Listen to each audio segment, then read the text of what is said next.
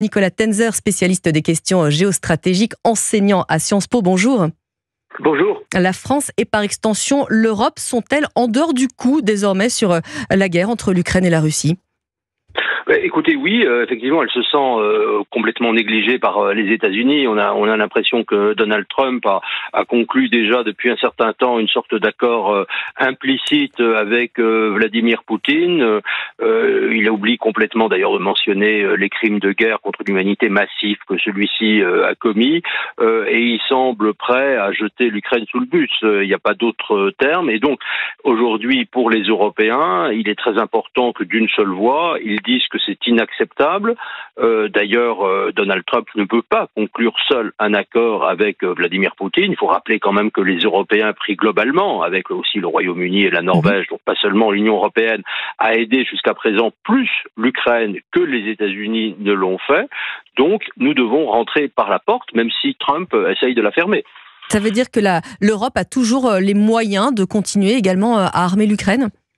Oui, bien sûr, l'Europe a les moyens, alors elle doit faire plus, beaucoup plus. Il faut absolument que nous passions vraiment en économie de guerre. Nous devons consacrer beaucoup plus d'argent pour notre défense. L'objectif de 3 ou 4% du PIB doit vraiment être atteint le plus vite possible. C'est un effort considérable qui va supposer évidemment des arbitrages, parce que en admettant que l'Ukraine soit d'une manière ou d'une autre sacrifiée, c'est-à-dire que même si une partie de son territoire reste occupée par la Russie, ça veut dire que la Russie va continuer à se réarmer beaucoup plus et qu'ensuite, c'est ce que disent d'ailleurs les renseignements de plusieurs pays occidentaux, nous, Européens, nous serions sur la liste des agressions futures du régime russe. Mais alors justement, Nicolas Tenzer, quand Donald Trump dit qu'il veut en finir vite, ce sera à quel prix ?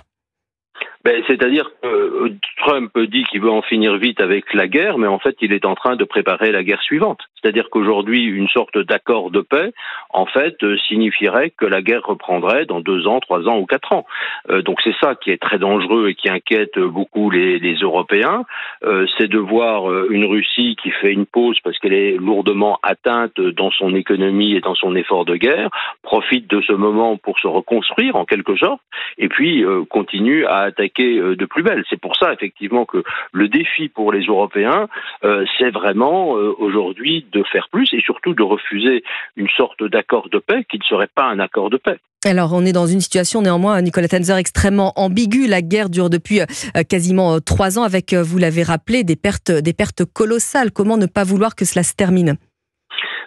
Disons, vouloir que ça se termine, les Ukrainiens sont les premiers à le vouloir. D'ailleurs, ils le disent, le président Zelensky l'affirme tout simplement parce que c'est une agression russe caractérisée en fait depuis bientôt 11 ans, même si la guerre totale dure bientôt depuis 3 ans.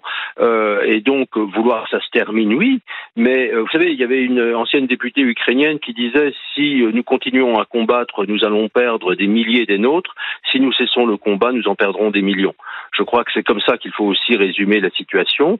Les Ukrainiens veulent évidemment la paix, mais ils ne veulent pas une paix qui signifierait une disparition de leur pays. Et quand le président Zelensky dit voilà, l'Ukraine peut disparaître, c'est malheureusement une réalité s'il cesse aujourd'hui les combats. Donc la main est à l'Europe désormais ?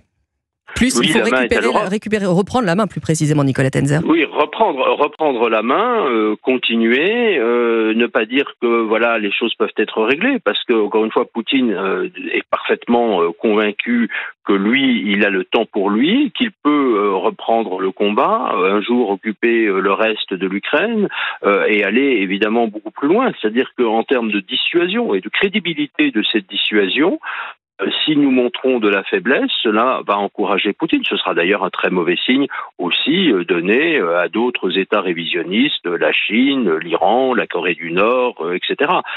Parce que quand nous faisons prendre de faiblesse, nous encourageons évidemment l'adversaire. Merci pour vos précisions, Nicolas Tenzer. On peut vous lire Notre guerre, le crime et l'oubli pour une pensée stratégique. C'est à l'Observatoire, vous qui êtes spécialiste des questions géostratégiques et enseignant à Sciences Po.